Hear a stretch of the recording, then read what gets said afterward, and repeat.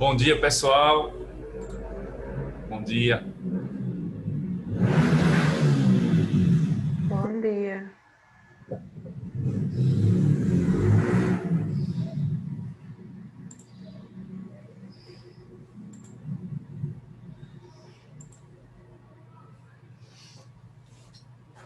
Muito bem. Então, vamos retomar aqui nossas aulas de sucessões. Aqui está.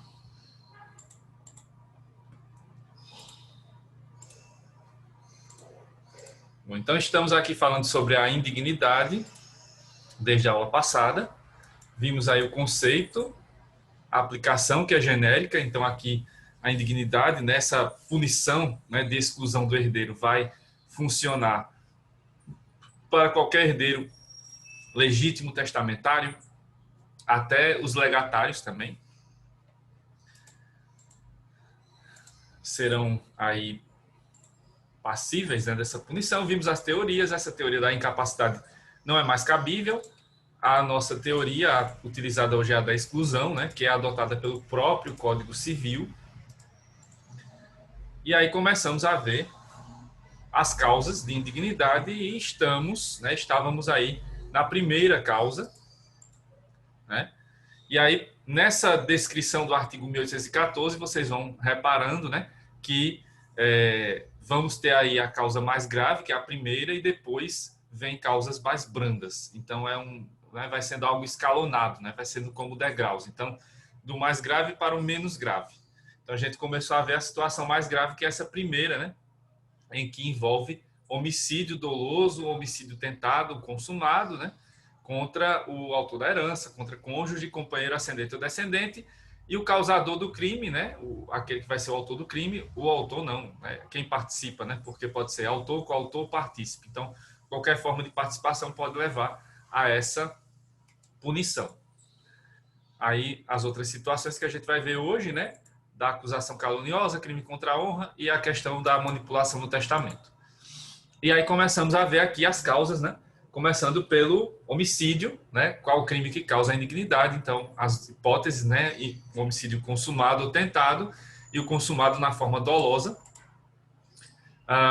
Quem pode ser declarado indigno, né? Então, o autor, coautor, partícipe, ou seja, o parente que participou de alguma forma desse crime. Qual herdeiro, né? Então, descendente, ascendente, cônjuge, companheiro, colateral, além de herdeiro testamentário ou legatário, né? Qualquer deles que tenha praticado o ato pode ser passível dessa punição. E aí a vítima, que pode ser, né? Esse slide eu acrescentei que na aula passada estava faltando. Então, nessa primeira causa, a vítima então pode ser o autor da herança, cônjuge ou companheiro, ascendente, descendente. Então, aí entram as hipóteses que a gente tem visto, por exemplo, dos crimes de feminicídio, que são praticados aí dos maridos, né, companheiros contra as companheiras, infelizmente. Então, aí entra nessa situação. Inclusive, ficou confirmado, né, a condenação do cidadão que cometeu o feminicídio contra a Tatiana Spitzner, né, naquele julgamento lá em Guarapuava, no Paraná, que eu tinha falado semana passada. Foi confirmada a punição. Vão recorrer da sentença, né, do tribunal do júri, mas houve aí a condenação no tribunal do júri. E além disso, ascendente e descendente, aí houve outro caso conhecido, né, essa semana, do menino Gael, né, que foi assassinado pela mãe. Isso é o que tem sido aí ventilado pelos resultados preliminares das investigações. Então, outras situações que podem levar à indignidade, né, o assassinato, né, dos filhos pelos pais ou dos pais pelos filhos, são situações que levam aí a essa circunstância. E aí, as observações, creio eu que tenha parado por aqui, né, na aula passada. Então, aqui nesse caso, vai se admitir tão somente a prova do cometimento do delito, sem ser necessária a sentença. Falei disso, né, na aula passada, já que aguardar a sentença penal condenatória pode levar anos, e aí pode ser que isso ultrapasse o período aqui que é previsto pela lei como prazo prescricional para se ajuizar a ação de exclusão do herdeiro na esfera civil. Então, para não ter esse problema, e como as ações cíveis e penais têm sua independência, né, de tramitação, então a tramitação deve seguir aqui normalmente, né, com as provas que existirem naquele momento. E aí deve-se ajuizar a ação. Existe o risco de ter aqui sentenças conflitantes? Sim, existe, né? Já que por conta dessas ações diferentes, né, inclusive com provas obtidas em momentos diferentes, né, no tempo, né, considerado o tempo aqui das ações, pode haver, né, absolvição na esfera penal e aqui a condenação e a exclusão do herdeiro. Pode acontecer o contrário, né? Aqui não houve exclusão do herdeiro e pode haver lá a condenação. Ou pode simplesmente nem haver ação de indignidade, já que a gente vai ver que é possível o perdão e também tem o prazo prescricional. E pode ser que os herdeiros não queiram mesmo entrar, os outros herdeiros não queiram entrar com a ação contra o suposto indigno, e ele vai receber a herança normalmente, né? Já que a indignidade não é automática. Não é porque cometeu-se esse crime que essa pessoa que cometeu o crime já vai ser automaticamente excluída da sucessão. Não. Aqui vai haver o devido processo legal para que, numa sentença declaratória, se determine, né, que aquela pessoa cometeu o crime realmente, né, comprovadamente, e então ela será excluída da herança. Então, por essas razões, aqui a exclusão do herdeiro não é obrigatória, certo? A interpretação é restritiva ou ampliativa, eu já tinha falado disso também, né, que a doutrina discute se apenas são cabíveis as hipóteses do artigo 121 do Código Penal, ou se é possível considerar qualquer crime contra a vida como homicídio, né? O que prevalece, como eu falei aqui, não há interpretação extensiva, então são só as situações do artigo 121, o crime matar alguém com suas qualificadoras possíveis, né? Então, latrocínio, né, que é o roubo seguido de morte, homicídio culposo, sem a intenção de matar, não seriam exclusão do herdeiro. E aí a outra parte da doutrina admite a interpretação extensiva para, né, pegar ali os crimes contra a vida, né, o capítulo que trata ali do Código Penal sobre os crimes contra a vida, para incluir todos eles como se fosse aí uma interpretação extensiva de homicídio. Então, isso incluiria instigação ou auxílio ao suicídio, infanticídio e aborto. Seriam outros crimes que configurariam aqui indignidade, né? Sobre o feminicídio, falei também, né, que, por ser uma qualificação do crime de homicídio, é considerada causa de indignidade também, né? Entra na hipótese, aí não há discussão sobre se é algo ampliativo ou restritivo, já que faz parte do artigo 121. Então, mesmo aqueles autores que consideram que a interpretação é restritiva, vão manter entendimento de que hoje o feminicídio também entra como causa de indignidade, já que é uma qualificadora, não é um novo crime, né? É uma qualificadora do crime de homicídio. E aí o crime praticado por menor de 18 anos, né, que tem essa discussão aqui também, que não é bem uma discussão, porque ainda não há muitos autores que tratam disso, né? Quem fala mais sobre isso aqui no Brasil é a Maria Berenice Dias, né? E a Maria Helena Diniz, são as duas autoras que mais se debruçaram sobre o tema. Então, tirando as duas, não há muitos outros autores que tratem do tema aqui no Brasil. Mas fora do Brasil, é uma discussão bastante interessante que existe, principalmente no direito francês, né? Então, aqui, apesar de que essas pessoas que, né, são menores de 18 anos são inimputáveis para os fins penais, mas elas cometem infração, né, segundo o ECA, o Estatuto da Criança e do Adolescente. Mas como aqui se trata de crime, não ato infracional, então a ideia, né, que prevalece é que eles não podem ser punidos por indignidade, não podem ser excluídos da herança por crimes praticados durante esse período. Aí qual seria a solução, né? Alguns autores têm defendido que o prazo de prescrição lá comece a contar só depois que essa pessoa completar os 18 anos. Então ela não, né, escaparia da punição civil, mas se aguardaria mais um tempo, né, até que ela pudesse ter plena capacidade e barra, né, também a questão da punibilidade no direito penal, né? Mas aí, claro, o direito penal é outra história, não entraria aqui como um tempo de aguardo para que ele pudesse ser punido lá. Não é assim. Mas aqui na esfera civil, né, essa seria uma solução possível, porém não há determinação em lei, não há determinação, né, não há muitos julgados que tratem disso, então é algo que ainda está nebuloso no direito brasileiro, certo? Aí então passamos, né, lembrei aí da primeira causa, né, para a gente não perder o fio da meada, e aí temos a segunda causa de indignidade, que é a chamada, na verdade, né, a gente tem aí, em geral, a denunciação caluniosa e os crimes contra a honra, certo? Vamos retomar aqui, ó, o inciso 2, né?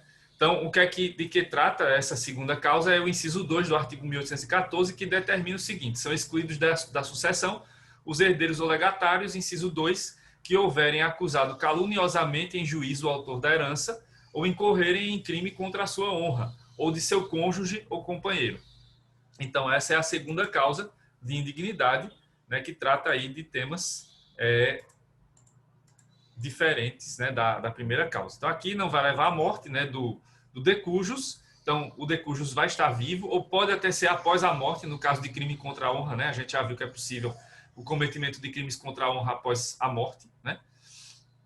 Não necessariamente sendo crime na esfera penal, mas podendo ter a punição na esfera civil, né? Então, quais crimes causam a indignidade aqui? São 4 nessa segunda hipótese, nessa segunda causa: denunciação caluniosa, calúnia, injúria, difamação. Então, são esses 4 crimes que podem configurar indignidade aqui nessa segunda causa, certo? Aí só lembrando a vocês, né, o que significam esses crimes. Então, a denunciação caluniosa está lá no artigo 339 do Código Penal, né, que é a nossa primeira parte do inciso 2 aqui do 1814. Então, da causa, a instauração de investigação policial, de processo judicial, instauração de investigação administrativa, inquérito civil ou ação de improbidade administrativa contra alguém imputando-lhe crime de que o sabe inocente. Então, se nessas circunstâncias, né, o herdeiro vai cometer esse crime contra o de cujus ou contra, né, o de cujus ainda em vida, ou contra cônjuge ou companheira, o companheiro, né, desse autor da herança, então é uma situação que pode incorrer em indignidade. E os outros crimes, né, aí entram nos crimes contra a honra, que são calúnia, injúria, difamação. Aí só lembrando, né, são aqueles artigos, né, são aqueles crimes que vêm na sequência, artigos 138, 139 e 140 do Código Penal. Então, só relembrando: calúnia, imputar a alguém falsamente fato definido como crime; injúria, imputar fato ofensivo à reputação de alguém; e, finalmente, a difamação, ofender a dignidade ou decoro de alguém. Então, cometido um desses crimes, já existe aqui a possibilidade de exclusão do herdeiro, né, pelo cometimento desse ato. Aqui, quais são as observações necessárias para essa segunda causa? A primeira: o crime contra a honra tem de ser denunciado pelo ofendido. Se isto não acontecer, o herdeiro não será excluído. Por ser uma situação, né, que envolve aqui algo personalíssimo, então é necessário que o ofendido tenha denunciado esse crime. No caso aqui, a vítima mesmo, né? Então, não necessariamente é o autor da herança que tem que fazer essa denúncia, já que o crime pode afetar o autor da herança, ou sua esposa ou sua companheira, ou seu esposo ou seu companheiro. Então, o ofendido tem que denunciar, né? E aí, havendo essa denúncia, há a possibilidade aqui na esfera civil de ter a ação de indignidade. Se não ocorrer a denúncia, então não pode haver exclusão da herança. A doutrina defende que seja necessária a condenação em juízo para gerar o direito de ação para a declaração de indignidade do ofensor. Aqui, geralmente, isso acontece, né, e há essa necessidade realmente da condenação em juízo na esfera penal, porque geralmente esses são crimes menores, né, são crimes que têm penas menores, e são crimes que geralmente têm uma tramitação mais rápida nas varas penais. Então, por essa razão, o entendimento majoritário da doutrina é de que deve-se ter aqui a sentença condenatória para que ela seja a prova principal, né, substancial, cabal, de que houve aquele ato praticado pelo herdeiro, e isso, então, na esfera civil, vai implicar na ação de exclusão do herdeiro, né, que terá maiores chances de obter êxito na esfera civil. Então, aqui nesse caso, diferentemente lá da primeira causa, nessa segunda, é necessário que exista a condenação em juízo para que se ingresse na esfera civil com a ação da declaração de indignidade, a ação de exclusão do herdeiro por indignidade, certo? Qual pessoa pode ser declarada indigna? Nesta segunda causa, pode ser declarado indigno o autor do crime, ou seja, aquele parente que cometeu o crime causador da indignidade. E só lembrando que o alcance aqui é amplo, então pode ser qualquer herdeiro, descendente, ascendente, cônjuge, companheiro, colateral, além de herdeiro testamentário ou legatário. Lembrando, esse é o autor do crime, né? Então, quem pode ser declarado indigno, como já vimos na aula passada, essa é uma determinação ampla, então qualquer herdeiro que tenha praticado o ato pode ser declarado indigno. Já quanto à vítima, aí temos algumas diferenças. Então, em relação à denunciação caluniosa, o início, né, do artigo 1814, inciso 2, deixa claro que é só contra o autor da herança. Então, no caso do crime da denunciação caluniosa, só pode ser o autor da herança a vítima, né? Já nos outros casos, dos crimes contra a honra, aí você pode ter o autor da herança como vítima, ou sua esposa ou companheira, ou seu esposo ou companheiro, né? Então, podem haver essas vítimas também. Mas vejam que nesse segundo caso há menos vítimas, né? Já que no outro lado do homicídio tinha, por exemplo, os descendentes, que podiam ser também vítimas, e os ascendentes, né? Então, aqui, quem pode ser a vítima sempre é o autor da herança, claro, mas além dele, no caso dos crimes contra a honra, calúnia, injúria, difamação, podem também ser vítimas a esposa ou companheira, o esposo ou companheiro, certo?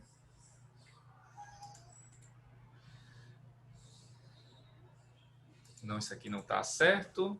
Bom, então era isso, né? Quanto à segunda causa, né? São as principais informações aqui. Pessoal, até aqui alguma dúvida? Deu para entender essa segunda causa, como é que ela funciona? Sim. Sim, professor. Ok.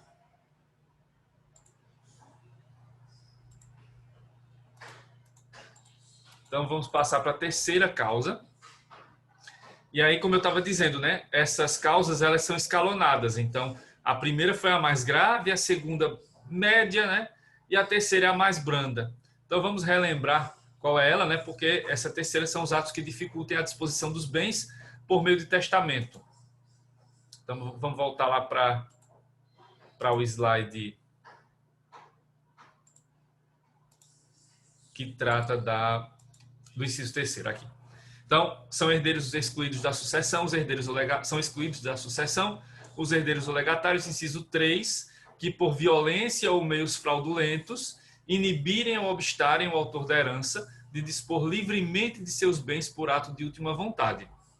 Então, observem, aqui não aparece de maneira explícita, como nos outros dois incisos, situações que configurem crime, certo? Então, aqui é possível que exista crime, certo? Mas também é possível que não exista. E aí, no caso, o que vai haver é um mero ato ilícito civil, que não configura crime, certo? Então, aqui na terceira causa, é a mais branda, né? Ela pode trazer crime, mas não é obrigatório que seja um ato criminoso, né? No seu sentido estrito. Pode ser um mero ato ilícito na esfera civil, certo? Então, aqui temos uma situação mais branda do que as anteriores.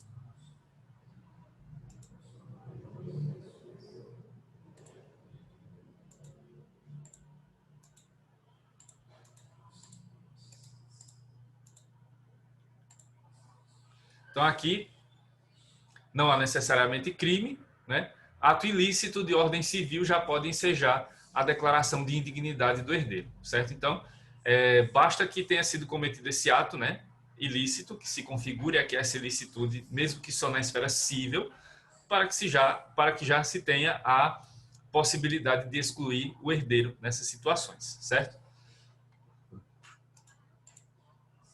Nesta terceira causa, qualquer interferência causada por violência física ou psicológica ou por qualquer meio fraudulento enseja a exclusão.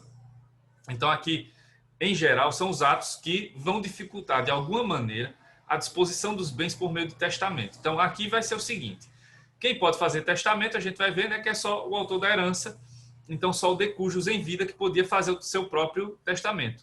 E o herdeiro, né, que praticou esse ato aqui, por algum motivo vai tentar impedir ou vai prejudicar, né, o exercício da livre vontade do testador, né, do nosso futuro de cujos. Isso pode ser feito por várias formas, né? Então pode ser violência física, então ali realmente havendo as vias de fato, né? Então agredindo, promovendo lesões corporais, mas aí lembrando que não pode ser tentativa de homicídio, né? Porque aí senão vai para a primeira causa, então tem que ser algo mais brando aqui. Então a violência física pode-se chegar a vias de fato, né, de agressão mesmo, contra o testador, pode ser violência psicológica, que aí seria coação, né, a ameaça. Então, isso entraria também como uma situação aqui de prejudicialidade, né, do exercício da livre vontade. Qualquer outro meio fraudulento, porque o testamento ele tem que ser escrito, então pode haver alguma fraude ao testamento, né? Por exemplo, inclusão de alguma cláusula, né, sem autorização do testador, a posição de alguma assinatura, de algum sinal que seria do testador, mas havendo a falsificação, a própria fraude do testamento, ou seja, o herdeiro trocando lá um testamento por outro, né? Fraudulento. Então, são várias situações que podem aparecer aqui nessa terceira causa. Ou o testador pede, né, para que o herdeiro escreva lá o testamento e o herdeiro vai escrevendo do jeito que ele quer e não do jeito que o testador manda, né, para ele próprio se incluir na qualidade de herdeiro testamentário. São várias as formas aqui possíveis de fraude, né? Havendo a comprovação dessa ilicitude, mesmo que na esfera civil, é possível que exista a exclusão do herdeiro por indignidade. Então, nesta terceira causa, quanto à vontade do testador, tem que ser provada em juízo que foi manipulada pelo herdeiro interessado para que ocorra a exclusão. E aí nos deparamos com uma dificuldade prática. Por quê? Isso vai acontecer geralmente, né? Geralmente não, vai acontecer sempre. Vai acontecer sempre após a morte do de cujus. Então, o testador que fez o testamento, que é a testemunha principal, né, daquela situação, já faleceu. Então, como provar que houve essa manipulação, né? É algo bem complicado para os demais herdeiros. Então, é uma situação bem complexa, né? Até porque, se houve essa manipulação e o testador ainda está vivo, ele pode muito bem cancelar aquele testamento, né? Revogar e fazer outro. Porque é possível, vamos ver isso no próximo assunto, é possível que o testador faça um testamento a qualquer tempo, inclusive revogando os anteriores, né? Então, é difícil provar na prática que ocorreu essa terceira causa, principalmente quando se trata daqueles meios escusos, né, mais complicados, mais furtivos, né, para se poder provar. Quando é uma coisa explícita, né, que está na cara ali que aconteceu, tranquilo, mas nem sempre é assim, quase nunca, na verdade, né? Porque quando há essa manipulação, ela vem por meios mais furtivos, né? E aí como comprovar que houve essa ameaça, né? Como comprovar que houve essa fraude? Sempre é complicado, sempre é uma situação difícil de ser provada.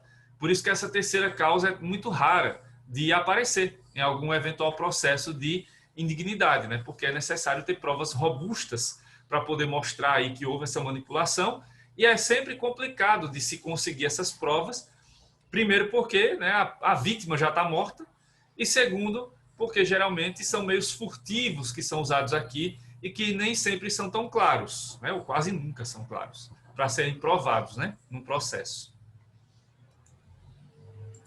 E aí fica aquela história, né? É a palavra do herdeiro acusado de indignidade contra a palavra dos outros herdeiros. E aí vai caber ao juiz decidir, né, quem tem razão nessa situação, quem está falando a verdade. Então aí, relembrando, né, os pontos fundamentais, então qual herdeiro pode ser declarado indigno nesta terceira causa, apesar de ser um ato voltado especificamente para o testamento, também pode ser declarado indigno qualquer herdeiro que tenha praticado o ato. Pode até não ser um herdeiro que vai ser beneficiado diretamente, mas ele poderia estar ali, né, atuando dessa maneira fraudulenta, com violência, com ameaça, diante da necessidade de manipular o testamento para beneficiar outra pessoa, né, que indiretamente o beneficiaria. Então, é possível que aconteça isso. Então, é qualquer herdeiro. Não é só aquele que vai ser beneficiado pelo testamento, mas aqui continuamos com a aplicação ampla, genérica, qualquer herdeiro, né? Legítimo, testamentário, legatário, qualquer um deles pode ser declarado indigno tendo praticado esse ato. Quem pode ser a vítima? Somente o autor da herança, né? Então aqui restringiu-se ao máximo, né? Quem pode ser a vítima, já que o testamento é um ato personalíssimo e então o testador, e somente ele, pode ser a vítima, ou seja, o autor da herança. Então só ele pode ser vítima neste caso, certo?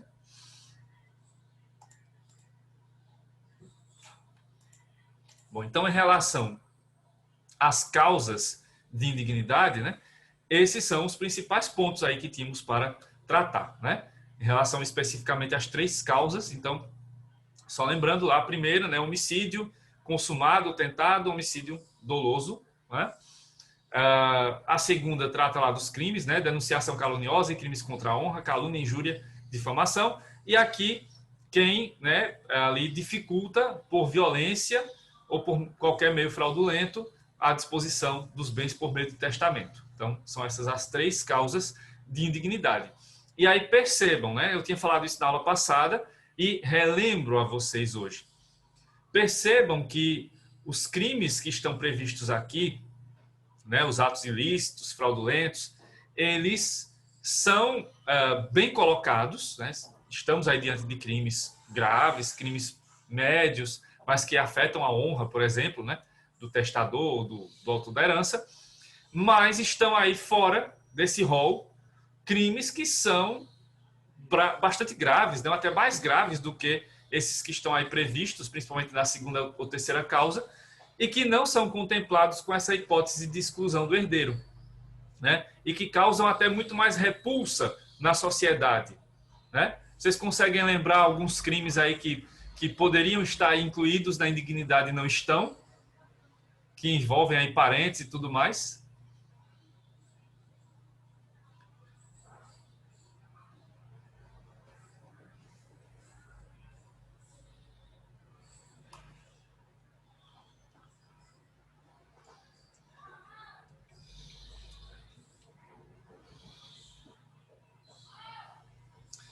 Tem até um que foi mencionado aqui, né, que a doutrina deixou claro que nesse momento não existe nessa possibilidade de se ampliar a interpretação das causas para contemplar esse crime, que seria latrocínio, roubo seguido de morte, né? Então o filho rouba lá o pai, a mãe e acaba matando o seu pai e a sua mãe, por exemplo. Não é causa de indignidade, é um crime que causa repulsa social, né? É um crime grave, mas não é causa de indignidade. Pior ainda, né, no mesmo nível aí de gravidade, né, mas que também causa alto nível de repulsa social, os crimes relacionados à dignidade sexual. Estupro, por exemplo, né? Então, o filho que estupra, ou melhor, o pai que estupra a filha, né? O filho que estupra a mãe, né? Então, essas situações não entram como causa de indignidade, né? Os crimes que também causam alta repulsa, né? Que são os crimes de pedofilia mesmo, né? Os pais praticando, os pais, avós praticando contra as filhas, né? Crianças e ali no início da adolescência. Então, esses crimes são crimes que causam alto nível de repulsa, são crimes gravíssimos, mas não entram como causa de indignidade. Então, do jeito que está hoje o Código Civil, é possível que, por exemplo, o filho estupre a mãe e receba a herança quando ela falecer, né? É algo do tipo. É possível que o filho, né, faça lá, cometa o latrocínio, né, roubo seguido de morte do seu pai e da sua mãe e receba a herança, certo? Então, hoje, do jeito que está no Código Civil, né, esses dispositivos recebem críticas fortes, né, da doutrina, porque não foram incluídos outros crimes, né, em relação a essas situações que poderiam gerar a exclusão do herdeiro. E são crimes até mais graves do que, por exemplo, o crime contra a honra, né? Então, a gente vai ver depois que existem até projetos de lei que tentam melhorar um pouco essa situação, mas nenhum deles ainda foi efetivamente votado, né? Está lá no Congresso, tramitando ou agora, né, devidamente engavetado, porque por conta da pandemia, né, os projetos de lei não estão andando, a não ser aqueles que são do interesse do Congresso, né? Esses aí estão andando a toque de caixa, mas os outros projetos que não são tão importantes para eles hoje estão ali devidamente guardados, né, para quando a pandemia passar, para ter alguma evolução, né? Mas esses projetos não estão evoluindo. Mas depois eu vou mostrar a vocês, né, quais são as ideias que estão aparecendo aí para tentar atualizar, né, esses dispositivos. Mas hoje, né, do jeito que temos, né, o que tem para hoje é isso, né? São esses dispositivos da maneira que estão aí, certo? Então, sem tirar nem pôr, são só essas as situações que causam indignidade. Outros crimes tão graves ou até mais graves, né, do que os crimes contra a honra, por exemplo, não entram aqui, né? E até, como eu falei, né, os crimes contra a vida, né, infanticídio, aborto, instigação ao suicídio, eutanásia, não entram ainda como causa de indignidade, pelo menos é o que a maioria da doutrina defende, né? Que a interpretação ainda tem que ser restritiva do artigo 121. Tudo isso porque aqui esses dispositivos são tidos quase como se fossem causas, né, penais. Então, o entendimento é como, né, bem parecido com o direito penal. Então, só é possível ter um herdeiro excluído por indignidade se houver a previsão expressa em lei. Se não houver a previsão expressa, então, não entra como causa de indignidade, já que aqui nós teríamos situações semelhantes a crimes, e como vocês já sabem, só há crime se houver determinação expressa em lei, né? Ou então, se houver lá, como recentemente houve com relação à homofobia, a decisão judicial, né, com fins com caráter vinculante, que dá a interpretação devida para a lei, né, que ampliou a consideração do crime, né, para também abarcar o crime de homofobia, né, que foi a decisão recente do Supremo Tribunal Federal sobre o tema, né? Dito isso, então, a gente vai avançando aqui, e aí eu vou falar um pouco agora sobre a ação de exclusão do herdeiro por indignidade, né, que é a previsão do artigo 1815 caput do Código Civil. Então, como eu falei para vocês, a exclusão do herdeiro não é automática, certo? Então, não é porque o herdeiro cometeu aquele ato lá, ou de homicídio tentado ou consumado, crime contra a honra, denunciação caluniosa ou manipulou o testamento, não é por ele ter praticado o ato que automaticamente ele é excluído da herança. Não é assim. É preciso que exista o devido processo para que, né, nesse processo exista o julgamento, né, conforme as provas, conforme as alegações colocadas por ambas as partes, e aí vai caber ao juiz decidir se há ou não a exclusão, se é necessário ou não a exclusão do herdeiro naquele caso específico. Então, só é possível excluir herdeiro por indignidade mediante decisão proferida em sentença em processo ajuizado especificamente com esse fim. E aí, o nome da ação mesmo, né, o nome formal da ação é esse, né, ação de exclusão do herdeiro por indignidade, certo? Apesar de que o assunto, né, vem como indignidade, mas a nível processual a ação ela geralmente vem com esse nome, né, mais pomposo, né, que é a ação de exclusão do herdeiro por indignidade. E aí, esse mesmo nome vai ser usado depois, né, pelo outro dispositivo, né, que pode gerar exclusão, que é a deserdação. É só mudar, né, de ação de exclusão do herdeiro por indignidade para ação de exclusão do herdeiro por deserdação. Então, aí o artigo 1815, o que é que ele prevê? A exclusão do herdeiro ou legatário, em qualquer desses casos de indignidade, será declarada por sentença. Então, fica bem claro, né, que não é automática essa situação, né, da exclusão, e só mediante sentença declaratória, né, que confirme essa exclusão, é que efetivamente esse herdeiro será retirado dessa herança, certo? O Ministério Público tem legitimidade para ajuizar a ação de exclusão do herdeiro, conforme o parágrafo 2º do artigo 1815. O 1815, parágrafo 2º, coloca: na hipótese do inciso 1 do artigo 1814, o Ministério Público tem legitimidade para demandar a exclusão do herdeiro legatário. Então, é possível a participação do Ministério Público, né, como parte legítima aqui para demandar a exclusão do herdeiro ou legatário. Foi isso que aconteceu no caso da Suzane, né? Porque, de início, o irmão dela era menor de idade, né? Acho que tinha 15 anos na época do crime. Então, para que se ajuizasse a ação, o Ministério Público atuou, né, aqui para poder iniciar o processo. Depois ele assume, né, o irmão, na qualidade ali de herdeiro, né, do outro herdeiro que estava acusando a Suzane. Já falei, né, que a Suzane foi excluída realmente, né, efetivamente da herança, então ela já é indigna, nesse caso específico, né, a Suzane von Richthofen, certo? E aí, há outras discussões, né, que apareceram nesse caso Suzane, né, justamente por conta disso, porque houve, quem acompanhou o caso lembra, né, que houve uma manifestação da família, né, favorável a ela. Então a família não queria ingressar com ação penal, não queria ingressar com ação civil de indignidade. Então, havia todo esse problema. O irmão, que era a parte mais interessada, era menor, né? Então, não havia interesse da família de início, né, de se ajuizar essas ações. Então, o MP teve que atuar aqui para poder ajuizar as ações, né, para poder dar andamento às ações.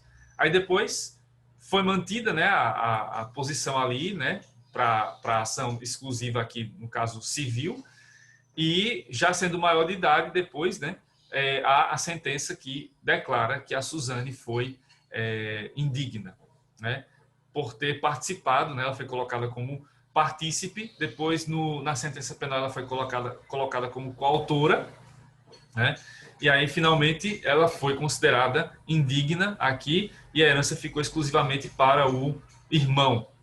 Depois a gente vai ver, né, aqui na sequência que tem outra discussão que também aparece no caso Suzane, já agora pelo futuro, né, o futuro que já chegou, né, o presente, o momento atual, que é a possibilidade de ter a herança, né, de se ter essa herança, de se receber essa herança indiretamente. Então depois eu falo melhor disso, né, sobre o que pode acontecer depois, né, porque ela foi proibida de receber a herança dos pais, mas ela é irmã do herdeiro principal, e se ele não deixar outros herdeiros, né, ela pode receber essa herança de novo. Então, tem uma discussão aqui que o próprio Ministério Público de São Paulo encabeçou no início ali, para saber o que poderia acontecer nessas situações. Depois eu falo melhor disso. O juiz não pode excluir de ofício o herdeiro que cometa homicídio ou tentativa de homicídio contra o autor da herança. Então, não pode haver essa exclusão de ofício. Então, nem automática a exclusão do herdeiro, nem pode ser de ofício, ou seja, o juiz não pode iniciar o processo de ofício, não pode excluir de ofício por um despacho, né? Então, tem que ser processo de exclusão com a sentença, né, depois de analisar provas e alegações de ambas as partes. É necessário o processo a ser ajuizado por herdeiro interessado e a indignidade só será determinada por meio de sentença transitada em julgado. Até então, o indigno será considerado como um herdeiro comum.